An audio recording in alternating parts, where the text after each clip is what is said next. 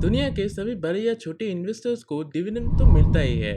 एक टाइम पे John D Rockefeller ने कहा था, मुझे बस एक ही चीज खुशी देती है, जो है हर साल मेरे डिविडेंड को आते हुए देखना। दुनिया के सबसे बड़े इन्वेस्टर वॉरेन बफेट को 2018 में कोका कोला से 2700 करोड़ का डिविडेंड मिला था, जो आज $704 मिलियन हो चुका है। तो ये डिविडेंड आखिर क्या है?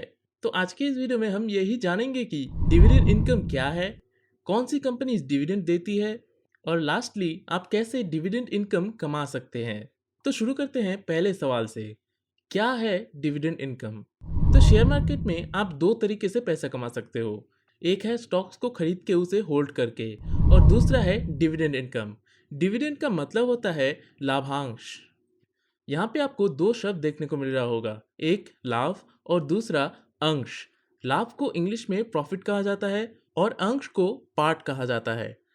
अपने प्रॉफिट के ऊपर हर कंपनी का दो चॉइसेस होते हैं। एक, वो अपने प्रॉफिट को बिजनेस को ग्रो करने के लिए यूज कर सकते हैं, और नहीं तो उसमें से एक छोटा सा हिस्सा अपने इन्वेस्टर्स में बांट देते हैं, जिसे डिविडेंड कहा जाता है। तो डिविडेंड एक्चुअली किसी कंपनी के प्रॉफिट का एक छोटा सा पार्ट होता है, जो वो अपने इन्वेस्टर्स में बांट देते हैं।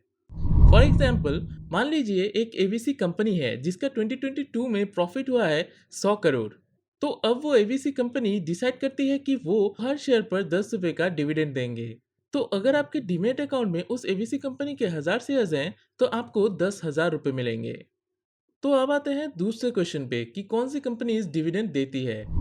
तो डिविडेंड देना या ना देना ये डिपेंड करता है उस पर्टिकुलर कंपनी पे, क्योंकि अगर वो चाहे तो वो डिविडेंड दे भी सकता है और नहीं भी दे सकता है। लेकिन इसके भी कुछ सर्कमस्टेंसेस होते हैं, जैसे कि ज़्यादातर वैसे कंपनीज ही डिविडेंड देती है जो प्रॉफिट में होती है, लेकिन लॉस में चल रही कंपनीज डिविडेंड नहीं देती है। डिविडेंड ज़्यादातर वैसे कंपनीज ही देती है जो बहुत बड़ी और मैच्योर होती है, क्योंकि कोई भी कंपनी अपने इनिशियल स्टेज में अपने प्रॉफिट को अपने ग्रोथ के लिए लगाना चाहती है, जिससे उसका प्रॉफिट फ्यूचर में और भी ज़्यादा हो।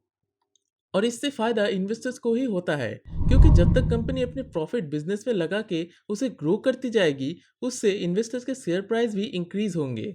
और अगर फ्यूचर में कंपनी डिविडेंड देती भी है, तो तब उसका डिविडेंड आज के टाइम से कहीं ज़्यादा होगा, क्योंकि उसका प्रॉफिट भी आज से कहीं ज़्यादा बढ़ चुका होगा।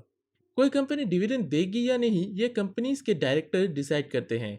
यानी अगर उन्हें लगता है कि वो इन प्रॉफिट का यूज़ बिजनेस बढ़ाने में कर सकते हैं, तो वो डिविडेंड ना देके उसे अपने बिजनेस में इन्वेस्ट करेंगे। लेकिन अगर उन्हें लगता है कि कंपनी के पास एक्सेस अमाउंट है, तो वो डिविडेंड अनाउंस करते हैं। तो अब आता है आखिरी सवाल कि हम कैसे डिविडेंड इनकम कमा सकते हैं। तो हमने पहले जाना डिविडेंड एक प्रॉफिटेबल और मैच्योर कंपनी ही देती है।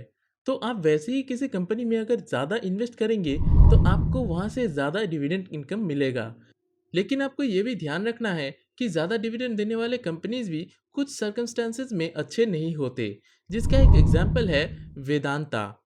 क्योंकि ज़्यादा डिविडेंड देने के चलते कंपनी अपने ग्रोथ पे फोकस नहीं कर पा रही, और कंपनी बहुत वॉलीटिलिटी के साथ आगे बढ़ रही है, जो मुझे ठीक नहीं लगता। ये मेरा पर्सनल ओपिनियन था।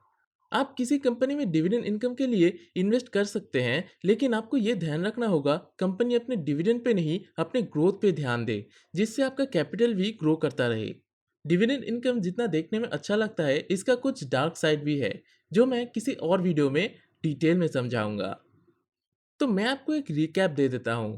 पहले हमने जाना कि डिविडेंड इनकम क्या होता है, फिर हमने जाना कि कौन सी कंपनियां डिविडेंड देती है और कैसे देती है, और लास्टली हमने जाना कि आप कैसे डिविडेंड इनकम कमा सकते हैं। तो आज के इस वीडियो के लिए बस इतना ही। मैं लौटूंगा फिर से किसी और इन्फॉर्मेटिव वीडियो के साथ।